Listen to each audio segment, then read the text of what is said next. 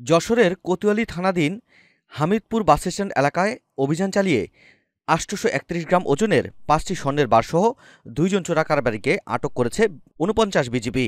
সোমবার সকাল ৯টার দিকে গোপন সংবাদের ভিত্তিতে বিজিবির একটি বিশেষ টহল দল এই অভিযান পরিচালনা করে। বিজিবির সূত্রে জানা যায়, যশোর ব্যাটালিয়নের ৪৯ বিজিবির একটি টহল দল হামিদপুর বাসস্ট্যান্ড এলাকা সংলগ্ন পাকা রাস্তা থেকে মোহাম্মদ আব্দুল হামিদ এবং মোহাম্মদ শহীদুল ইসলাম নামের ২ ব্যক্তিকে আটক করে। তল্লাশিকালে তাদের পরিহিত প্যান্টের পকেটে বিশেষ কৌশলে লুকানো অবস্থায় ৮৩১ গ্রাম ওজনের ৫টি স্বর্ণের বার উদ্ধার করা হয়।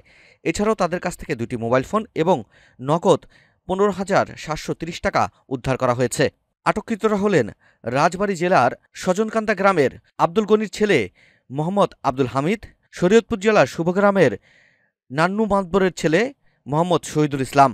জিজ্ঞাসাবাদে আটককৃতরা জানান, তারা ঢাকার যাত্রাবাড়ি ও তেগরিয়া এলাকায় স্বর্ণ চোরাচালান চক্রের নিকট হতে স্বর্ণ বার সংগ্রহ করে যশোর হয়ে নাবারণ ও কাজিরহাট সীমান্ত দিয়ে ভারতে পাচারের উদ্দেশ্যে যাত্রা করছিলেন।